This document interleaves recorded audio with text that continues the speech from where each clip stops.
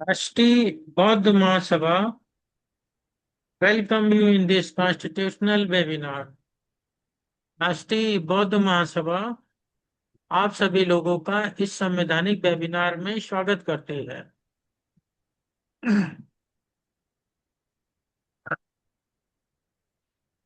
राष्ट्रीय बौद्ध महासभा के संस्थापक माननीय धर्म प्रकाश भारतीय, पूर्व एमएलसी, उत्तर प्रदेश सरकार।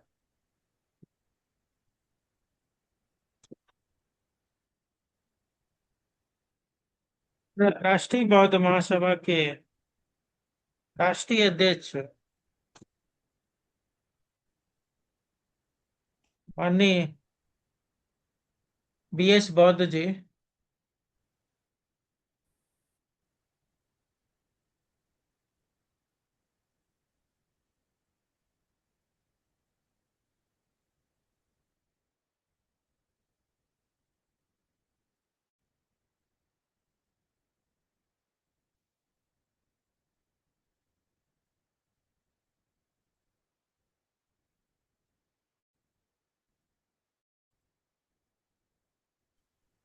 सर सर, आपका माइक म्यूट हो गया है।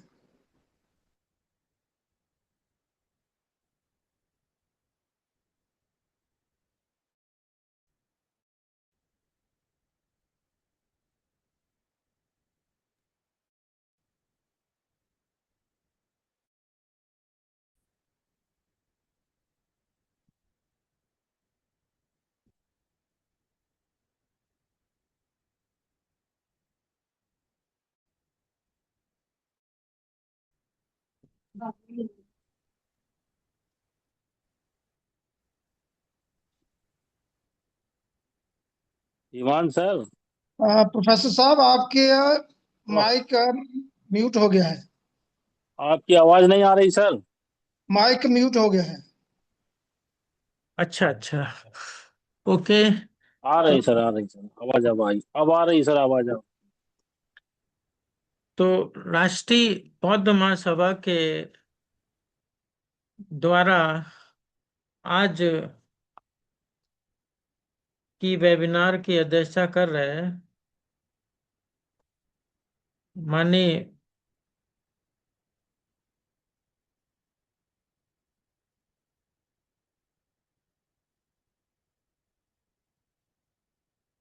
आज की अध्यक्षता कर रहे हैं माननीय एडवोकेट सिद्धांत गौतम जी,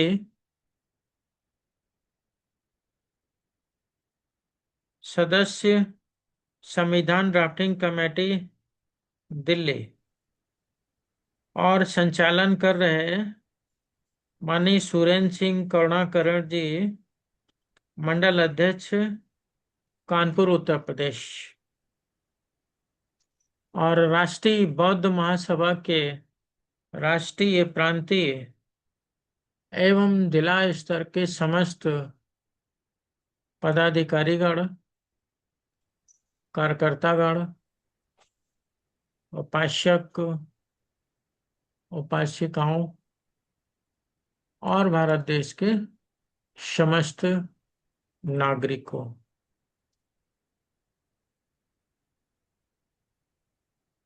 जैसा कि पिछले लेक्चर में आर्टिकल 85 पर चर्चा हुई थी और आज जो है आर्टिकल 86 पर चर्चा की जानी है। तो भारत के संविधान के अंदर आर्टिकल 86 के संबंध में मैं बताऊं कि यह संविधान के भाग 5 में रखा गया है और राष्ट्रपति की संसद के प्रति क्या भूमिका होती है, इसको इसमें परिभाषित किया गया है। अनुच्छेद 86 के अंतर्गत सदनों में अभिभाषण का और उनके संदेश भेजने का राष्ट्रपति का अधिकार। यानी कि जो सदन है, उन सदन में जो अभिभाषण है वह, और उनको संदेश भेजने का राष्ट्रपति के अधिकार का इसमें जो है वर्णन किया गया है, जिसके अंतर्गत आर्टिकल 86(1) के अंतर्गत यह बताया गया है कि राष्ट्रपति संसद के किसी एक सदन में या एक साथ दोनों सदनों में अभिभाषण कर सकेंगे। It means right to speak के अंतर्गत जो है राष्ट्रपति सदन के दोनों जो है, जो संसद है, इसमें लोकसभा है और जो है राज्यसभा है, इन दोनों सदनों में से किसी एक सदन में अभिभाषण करेंगे, और चाहे तो संयुक्त रूप से दोनों सदनों में अभिभाषण वह कर सकेंगे। तो ये जो है उनके अभिभाषण के अधिकार के संबंध में बताया गया है, और उनका जो रोल है उसके संबंध में बताया गया है कि राष्ट्रपति का जो रोल है, जो भूमिका है, वह यह है कि वह संसद के किसी एक सदन में अथवा दोनों ही सदनों में अभिभाषण कर सकेंगे, और इसके लिए सदस्यों की उपस्थिति की अपेक्षा भी वह कर सकेंगे, कि मतलब सदस्य जो है उसमें उपस्थित होने चाहिए। तो आर्टिकल 86(2) के बाद जो है, 1 के बाद जो है आर्टिकल 86(2) पर हम लोग चर्चा करेंगे। राष्ट्रपति संसद में उस समय लंबित किसी विधेयक के संबंध में संदेश या कोई अन्य संदेश संसद के किसी सदन को भेज सकेगा, और लंबित किसी विधेयक के संबंध में संदेश या कोई अन्य संदेश संसद के किसी सदन में भेजा जा सकेगा, और जिस सदन को कोई संदेश इस प्रकार भेजा गया है वह सदन। तो इस तरीके से आर्टिकल जो है 86(2) के अंतर्गत हम देखते हैं कि राष्ट्रपति किसी लंबित मामले में अगर कोई विधेयक है तो उस विधेयक के संबंध में वह सदन को मैसेज कर सकते हैं, संदेश देंगे। इस तरीके से आर्टिकल 86(2) के अंतर्गत राष्ट्रपति को यह शक्ति भी प्रदान की गई है कि वह जो है आर्टिकल 86(1) के अंतर्गत जो सदनों के अंदर वह अभिभाषण कर सकेंगे, वह शक्ति के साथ साथ वह मैं उस दिन आ नहीं पाया। एक्चुअली क्या हुआ वो मैसेज भी कर सकते हैं किसी भी एक दो जो बार है बोलने लगे कि हाँ विधेयक से संबंधित मामले में। ऐसा क्या मेरे को अभी इंतजाम नहीं हो पा रहा है। तो तो ये दूसरा बिंदु इसमें जो है काफी महत्वपूर्ण है, और उस पर जो है अ, अपेक्षा अनुसार जो है सुविधा अनुसार शीघ्रता से विचार सदन करेगा। तो यहाँ पर जो दो बिंदु हैं 86 के अंदर, वो 86 में राष्ट्रपति के स्टेटस को बताया गया है कि राष्ट्रपति जो है पहला पहली स्थिति यह है कि संसद के किसी भी सदन में वह अभिभाषण कर सकेंगे, अथवा दोनों ही सदनों में वह अभिभाषण कर सकेंगे, और उसमें सदस्यों से उपस्थित होने की अपेक्षा भी वह कर सकेंगे। तो कर सकेंगे में भी हो गया। अध्यक्षता करेंगे, अभिभाषण करेंगे तो कर सकेंगे, ये उन्हें शक्ति प्रदान की गई है। और 86(2) के अंतर्गत राष्ट्रपति को किसी लंबित पेंडिंग विधेयक के संबंध में संदेश, कोई मैसेज देना है उन्हें, या कोई अन्य संदेश संसद के किसी सदन को अगर देना है तो वह भेज सकेंगे। जिस सदन को कोई संदेश इस प्रकार भेजा गया है, उस सदस्य उस संदेश पर विचार करने के लिए अपेक्षित विषय के अनुसार जो है, जो सुविधा अनुसार है, उस पर जो है सदन विचार करेगा शीघ्रता से। ये दो शक्तियां जो है उन्हें उपलब्ध कराई गई है। तो पहले खंड में राष्ट्रपति को लोकसभा राज्यसभा दोनों सदनों की संयुक्त बैठक को संबोधित करने का अधिकार दिया गया है, और इस उद्देश्य के लिए वह सदस्यों की उपस्थिति को अनिवार्य कर सकेंगे। यह जो प्रोविजन है, वह राष्ट्रपति को संसद के कामकाज में सक्रिय रूप से भाग लेने की अनुमति देता है। यानी कि इसके माध्यम से वह संसद की कार्रवाइयों में शामिल होते हैं। जो इसके बाद जब दूसरे खंड की बात करें हम, जो है 2 की, लंबित मामलों के अंदर मैसेज करने की, तो अगर कोई विधेयक है, लंबे समय से पेंडिंग है और किसी सदन में पेंडिंग है, तो उस पर चर्चा होनी चाहिए और उस पर ध्यान आकर्षित होना चाहिए और उस पर कार्रवाई होनी चाहिए। तो पेंडिंग जो लंबित विधेयक हैं, उन सभी विधेयकों में जो है कार्रवाई सुनिश्चित हो। तो इसको सुनिश्चित करने का माध्यम क्या होगा?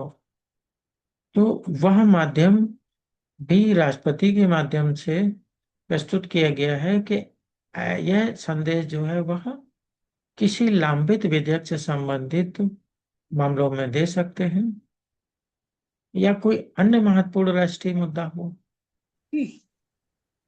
जिसके संबंध में वह जो है मैसेज कर सकते हैं। अब जब वह मैसेज करते हैं तो what is the value of the message? जो संदेश वो देते हैं सदन को कि आपके जो है सदन में, राज्यसभा या लोकसभा में, यह विधेयक इतने वर्षों से लंबित है, पेंडिंग है। तो पेंडिंग है तो फिर क्यों दिया जा रहा है मैसेज? मैसेज इसलिए दिया जा रहा है कि इसकी पेंडेंसी को खत्म करिए। मैसेज आया, तो एग्जीक्यूट करिए। मैसेज के अनुसार जो है सदन से यह अपेक्षा भी राष्ट्रपति करेंगे कि वह उसका शीघ्र से शीघ्रतम दृष्टि से सॉल्यूशन करें, सॉल्व करें और उसको हल करें। तो इस तरीके से पेंडेंसी खत्म होगी और राष्ट्रपति के मार्गदर्शन में वह विधेयक की पेंडेंसी खत्म की जा सकती है। कोई अन्य महत्वपूर्ण मुद्दे पर जो है जब वह अपना विचार सदन को देते हैं, उन्हें लगता है कि यह विचार जो है उन्हें दिया जाना चाहिए, उसको भी जो है सदन अतिशीघ्र जो है उसे एग्जीक्यूट करेगा, उसका क्रियान्वयन करेगा, उसे लागू करेगा। तो ये जो है मुख्य रूप से इसका विषय है। और यह प्रावधान राष्ट्रपति को विधायी प्रक्रिया में मार्गदर्शन करने और आवश्यक हस्तक्षेप करने की सुविधा प्रदान करता है, क्योंकि राष्ट्रपति कार्यपालिका का प्रमुख होता है। और विधायिका के अंदर जो है, जब हम देखते हैं तो विधि निर्माण का कार्य होता है। और सेपरेशन ऑफ पावर के अंतर्गत मॉन्टेस्क्यू ने कार्यपालिका की शक्तियों को अलग और विधायिका की शक्तियों को अलग अलग रखने की बात कही है। तो राष्ट्रपति कार्यपालिका से संबंधित है और वह विधायी कार्यों में, यानी विधायिका के कार्यों में हस्तक्षेप करने की शक्ति रखते हैं।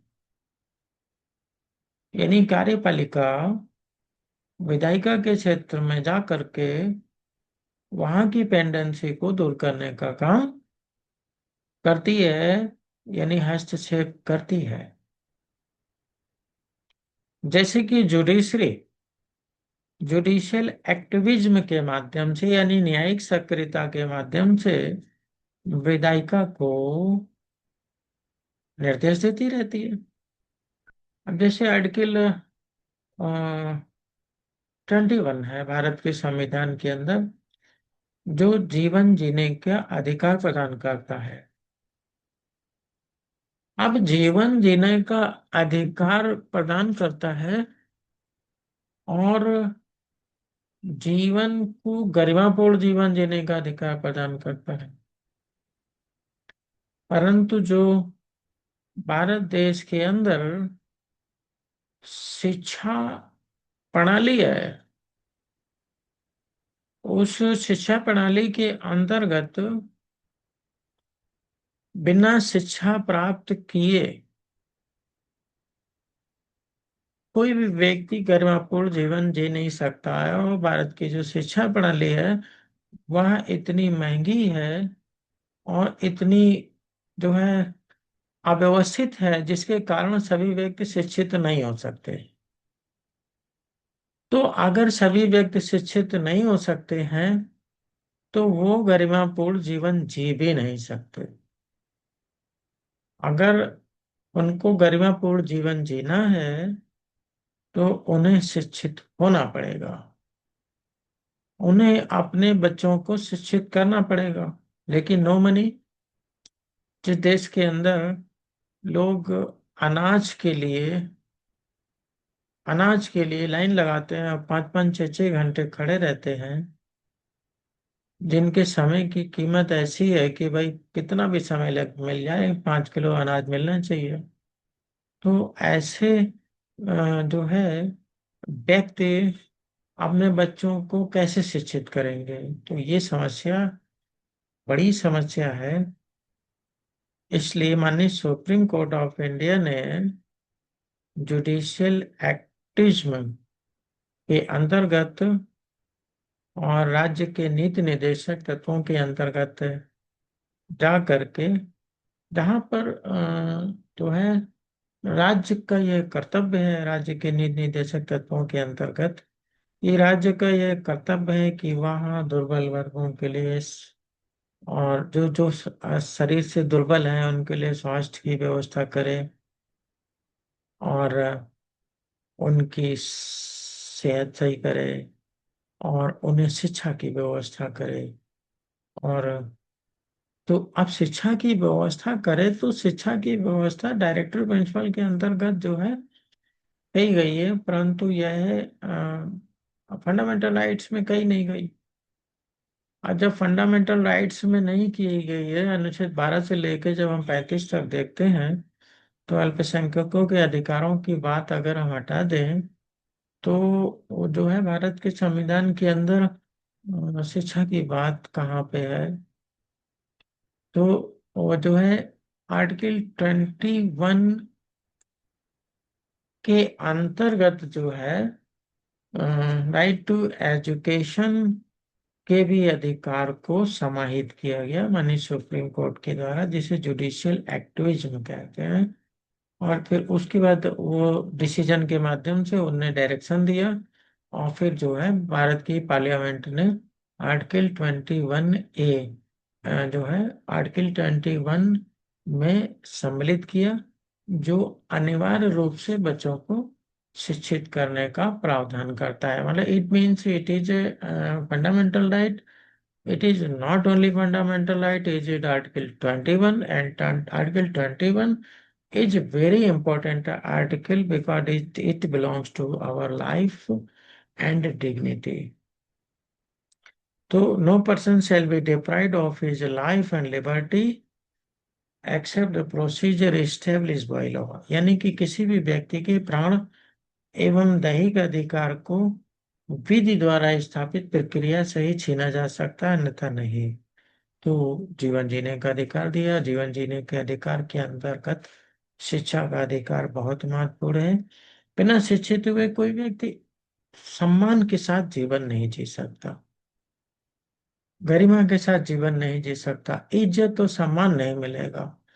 और क्यों नहीं मिलेगा? क्योंकि अब वो अफसर नहीं बन सकता, अफसर नहीं बन सकता। वो चपरासी बनेगा तो फिर कैसे? या मजदूर बनेगा या कुछ और बनेगा। तो जब आपका पद नहीं बढ़ेगा, आपका कद नहीं बढ़ेगा, तो सम्मान कैसे बढ़े? डिग्निटी के साथ कैसे जिएंगे? ना धन है, ना शिक्षा है, ना पद है, तो रुतबा कैसे बनेगा? तो रुतबा नहीं बनेगा तो सम्मान नहीं बनेगा, डिग्निटी नहीं बनेगी। तो उसी तरीके से जो है, जिस तरह से जुडिशरी ने एक्टिव होकर के और विधायिका के मामले में यह कथन किया कि भाई आप अनिवार्य शिक्षा को शामिल करिए। शिक्षा जीवन जीने का अधिकार का एक भाग है। बिना शिक्षा के जीवन आदमी गरिमापूर्ण तरीके से नहीं जी सकता। उसी तरीके से ऑनरेबल राष्ट्रपति महोदय को 86(2) के अंतर्गत यह जो है बहुत ही महत्वपूर्ण अधिकार दिया गया है। विधायिका के मामले में हस्तक्षेप करने का अधिकार दिया गया है। इंटरप्रेट वो जो है उसमें इंटरफेयर कर सकता है राष्ट्रपति की, भाई आपने ये पेंडेंसी क्यों रखी है, जो है विधेयक लंबित क्यों है। It is very important right of the president and he can interfere in the matter of the legislative. तो ये बड़ा महत्वपूर्ण है। उसके बाद जब वह इंटरफेयर करेंगे तो राष्ट्रपति को,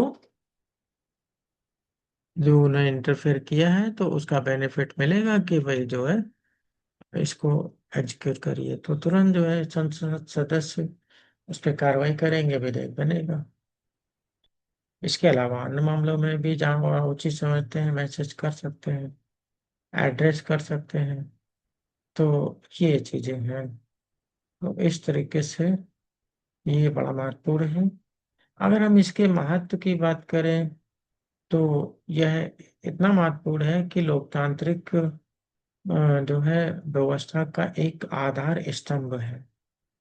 यह अनुच्छेद कार्यपालिका और विधायिका के बीच में संतुलन बनाता है, बैलेंस बनाता है।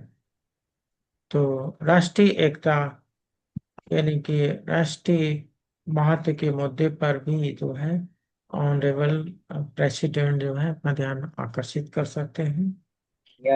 विधायिका में मार्गदर्शन के रूप में भी जो है यह कार्य करता है। संवैधानिक मोरालिटी यानी कि जो कॉन्स्टिट्यूशनल मोरालिटी है, संवैधानिक नैतिकता है कि राष्ट्रपति निष्पक्ष रहते हुए राष्ट्रहित में हस्तक्षेप कर सकते हैं। ये हस्तक्षेप की जो पावर है उन्हें दी गई है। और आधुनिक संदर्भ में जब हम कोविड-19 जैसे संकट या आर्थिक नीतियों के समय राष्ट्रपति के संदेश भेज सकते हैं। यह प्रावधान लचीलेपन को दर्शाता है, फ्लेक्सिबिलिटी को दर्शाता है। इससे क्या होता है कि भाई दोनों एक दूसरे के प्रति रिजिड नहीं है। कार्यपालिका अपने ही मामलों में कार्य नहीं कर रही है, बल्कि विधायिका के मामले में कार्य कर रही है। और विधायिका भी जो है भाई विधायिका यानी मंत्रिमंडल जो होता है विधायिका का हिस्सा होते हुए भी कार्यपालिका होता है। इस तरीके से चेक एंड बैलेंस के सिद्धांत के अंतर्गत जो है ये राष्ट्र हित में जो है कार्य करने के लिए संविधान जो है व्यवस्था करता है। तो यह जो प्रोविजन है राष्ट्रपति की शक्तियों को दिखाता है। बहुत सारे लोग कहते हैं राष्ट्रपति रबर स्टैंप होता है, नाम मात्र का राष्ट्रपति होता है, और भारत के संविधान में उसको कोई विशेष शक्ति नहीं प्राप्त है, वो बस नाम नाम का राष्ट्रपति है। परंतु जो है, जब हम वास्तविकता देखते हैं तो भारत के संविधान में राष्ट्रपति को बहुत सारी शक्तियां दी गई हैं। राष्ट्रपति अगर अपनी शक्तियों को साहस के साथ, बुलंदी के साथ, जिम्मेदारी के साथ जो है इस्तेमाल करें, तो राष्ट्रपति का पद काफी प्रभावी होगा और लोग उसे रबर स्टैंप या नाम मात्र का राष्ट्रपति कहना बंद कर सकते हैं, जैसा आम लोगों में ये चर्चा होती है। तो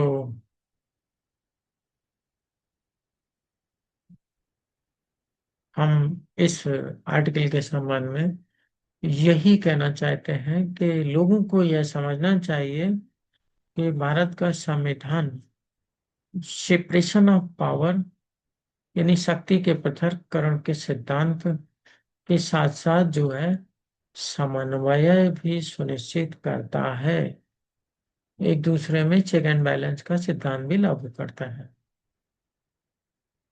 अनुच्छेद 86 जो है समन्वय का एक बहुत ही बेहतरीन एग्जाम्पल है।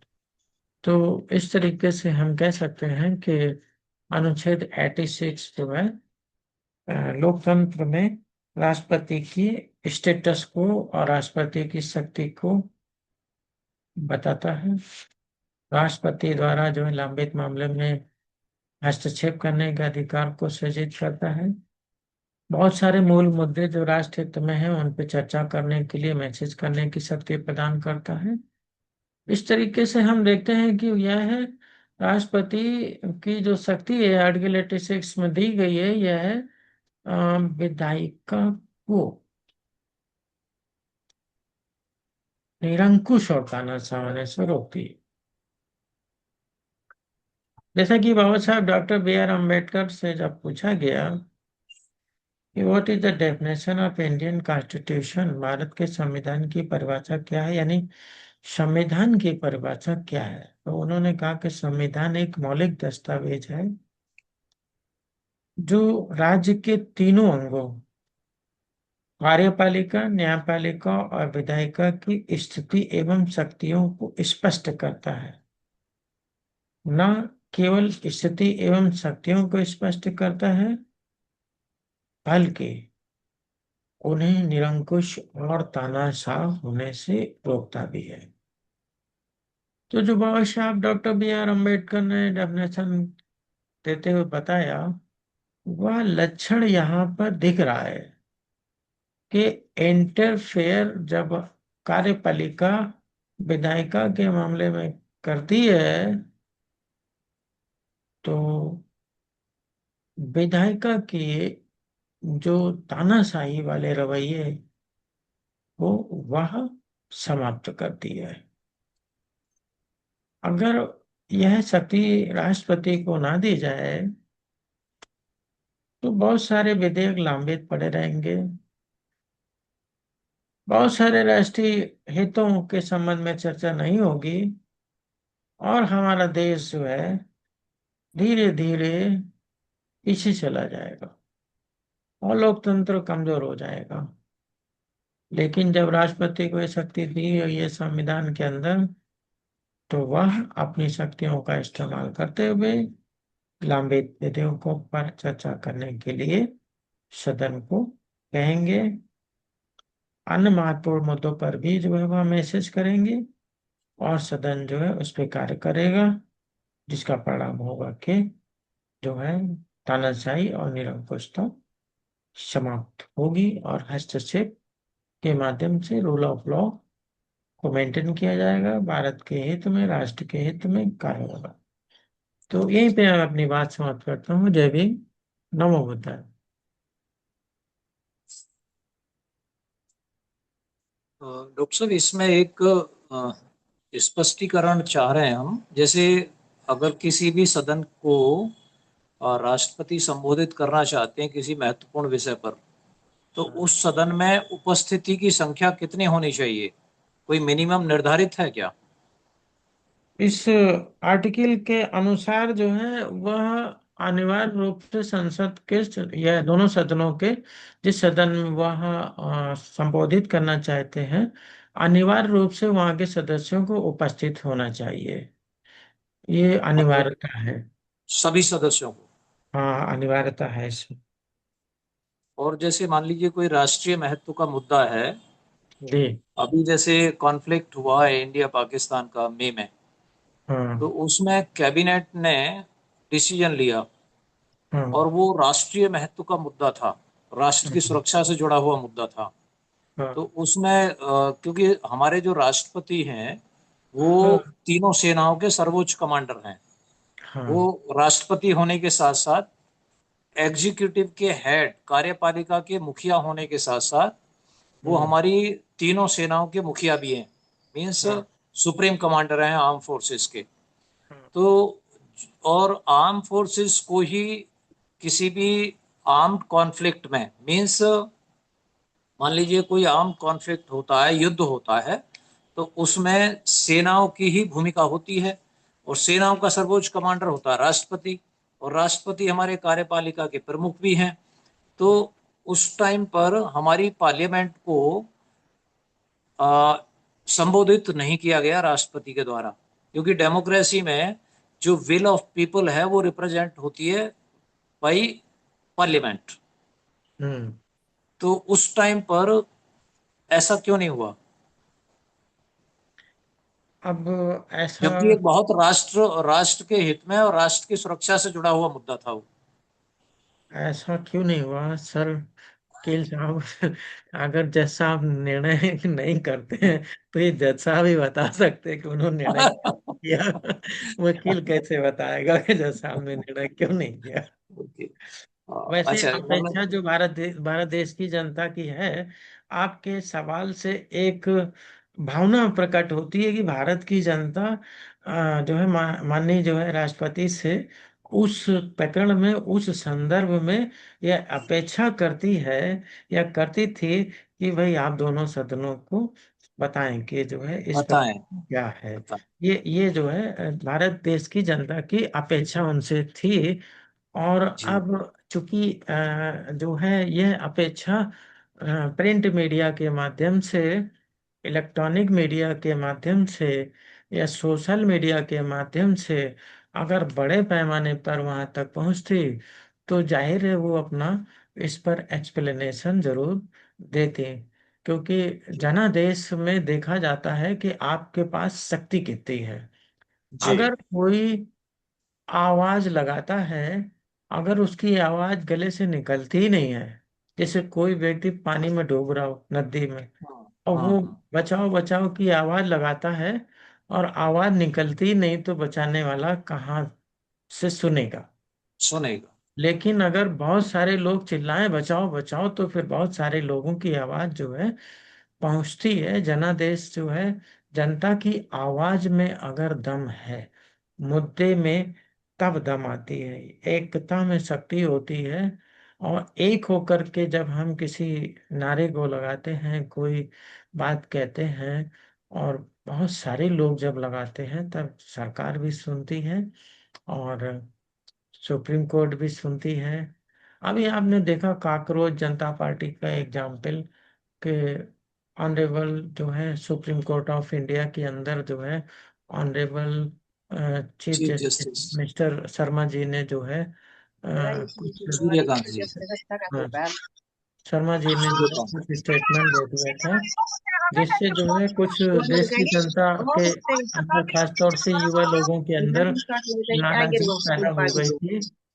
और उन्होंने जो है उसको सोशल मीडिया के माध्यम से विरोध किया। और जो है इतना तेजी से विरोध हुआ सोशल मीडिया के माध्यम से कि भारत देश के अंदर जो है नामी गिरामी पार्टियां, कांग्रेस, बीजेपी जैसी पार्टियों से ज्यादा फॉलोअर्स उनके कुछ ही दिन में, एक हफ्ते के अंदर बन गए।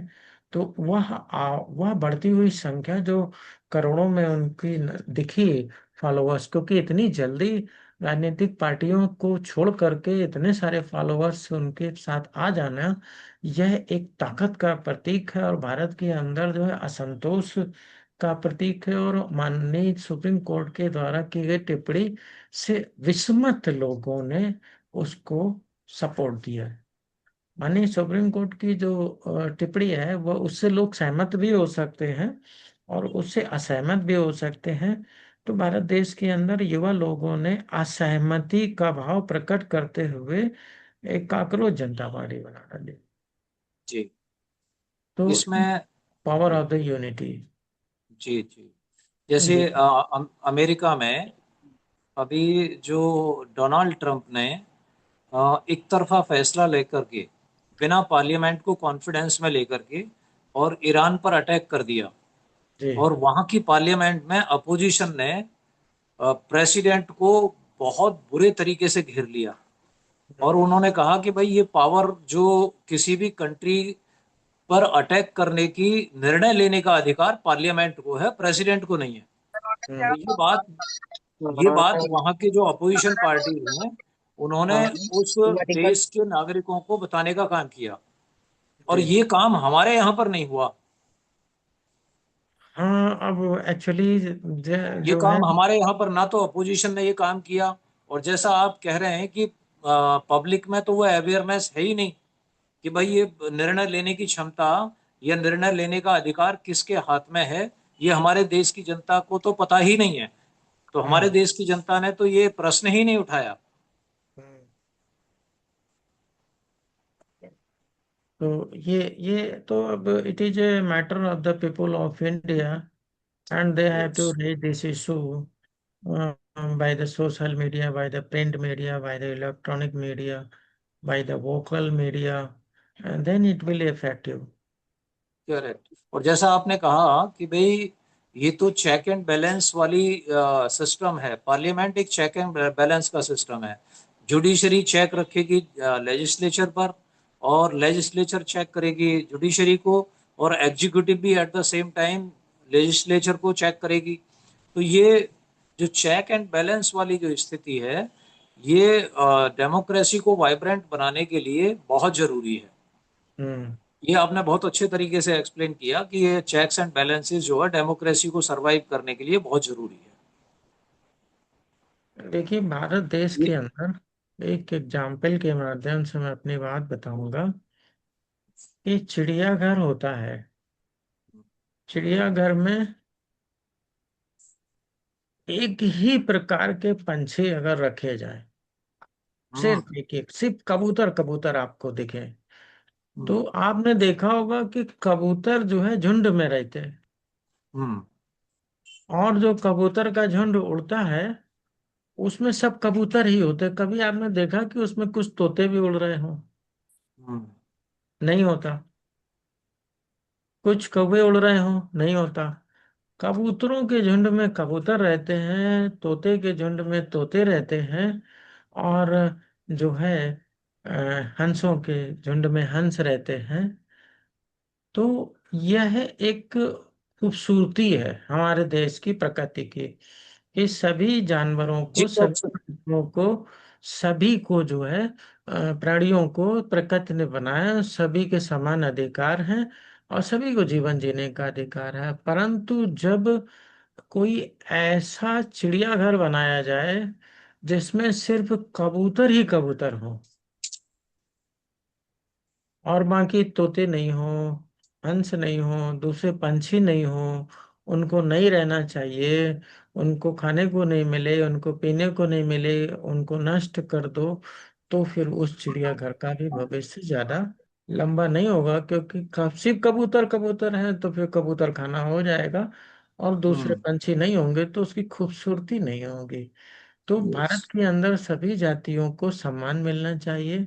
सभी महिलाओं को सम्मान मिलना चाहिए, जाति के आधार पे, धर्म के आधार पे, वर्ग के आधार पर, और जो है जन्म स्थान के आधार पे, भाषा के आधार पे, किसी भी आधार पे भेदभाव करने से भारत के दिल पे चोट लगती है, जो है it is a murder of our country. Yes. अगर कोई व्यक्ति भारत के अंदर जाति के आधार पर, धर्म के आधार पर, लिंग के आधार पर या कोई भी विभेद करता है, तो वह भारत देश की आत्मा को जो है छलनी करता है, भारत देश के साथ गद्दारी करता है। तो डिस्क्रिमिनेशन को राष्ट्रद्रोह की परिभाषा में लाया जाना चाहिए। अब डिस्क्रिमिनेशन अगर जुडिशरी करती है, जो डिस्क्रिमिनेशन अगर जो है एग्जीक्यूटिव करती है, और डिस्क्रिमिनेशन अगर लेजिस्लेटिव करती है, तो ये बहुत ही गंभीर मसला है। तो यंगस्टर के साथ या किसी पर भी ऐसी अभद्र टिप्पणियां करना कहीं ना कहीं से डिस्क्रिमिनेशन का प्रतीक है। ये राष्ट्रहित में नहीं है। तो बिल्कुल। इसीलिए जो भारत देश की जनता जो है अपनी प्रतिक्रिया के स्वरूप जो है अपना असहमति प्रकट करती है। जी। तो ये है कि अब जो सोशल मीडिया है उसके माध्यम से राष्ट्रपति के जो है व्यू को जो है ऑब्जर्व किया जा सकता है, उस पे जो है तर्क वितर्क किया जा सकता है, उसको चर्चा का इशू बनाया जा सकता है। जैसे कि आज आपने बनाया तो हम लोग ने इतनी चर्चा की है। ऐसे मुद्दों पे चर्चा करने की आवश्यकता है, तब वो चर्चा में आएगा। धन्यवाद। अच्छा डॉक्टर साहब, ये जो जैसे मान लीजिए ज्वाइंट सेशन या सिंगल सेशन, सिंगल हाउस को, पार्लियामेंट को एड्रेस करने की जो पावर है प्रेसिडेंट की, तो क्या ये president is part of parliament? Yes, parliament में राष्ट्रपति शामिल होता है। शामिल होता है। हाँ, शामिल है। तो जो है लोकसभा, राज्यसभा और ये राष्ट्रपति उसमें जी। शामिल है। तीनों मिला करके पार्लियामेंट शब्द इस्तेमाल होता है।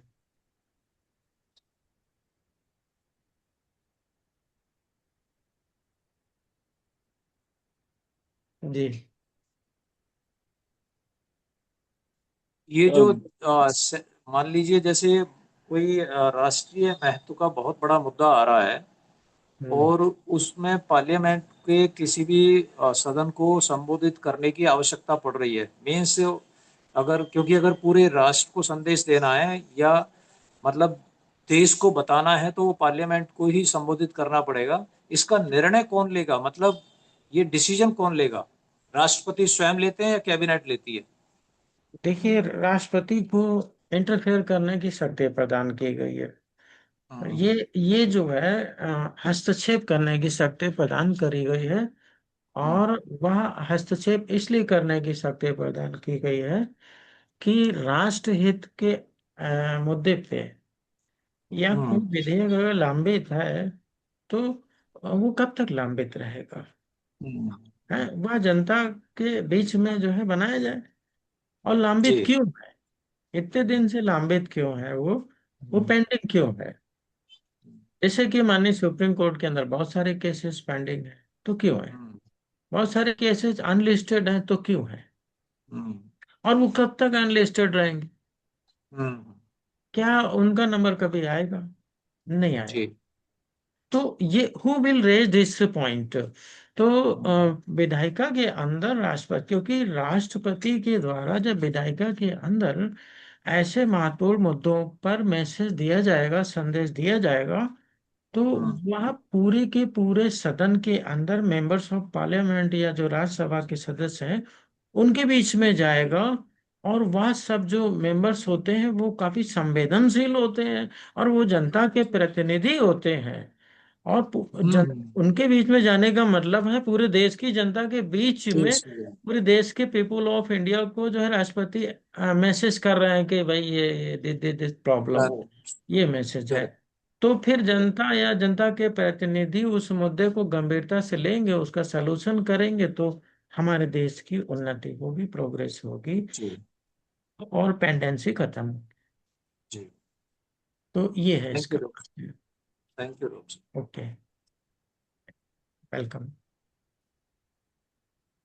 बहुत बहुत साधुवाद सर। आपने बहुत ही सरल और सिंपल सादा भाषा में आर्टिकल 86 के बारे में हमें अवगत कराया। इसी के साथ ही सर आज की जो मीटिंग थी, आर्टिकल 86 के बारे में चर्चा विचर्चा। और मैं आज के अध्यक्षता कर रहे एडवोकेट सिद्धार्थ गौतम जी से अनुरोध करूंगा सर जी कि कोई व्यक्ति और कुछ बातचीत करना चाहता हो तो ठीक है सर, नहीं तो फिर उसके बाद सर कार्यक्रम को अंतिम पड़ाव पे ले जाने का कार्य शुरू करें सर। के बाद सभ्य सत्ता की जाए और कार्यक्रम को सर समाप्त किया जाए, जैसा आप आदेश करें सर। जी, अगर किसी को कोई प्रश्न पूछना था तो अभी तो समय था, बीच में किसी ने पूछा नहीं है, तो जी सर। आगे बढ़ाया जाए।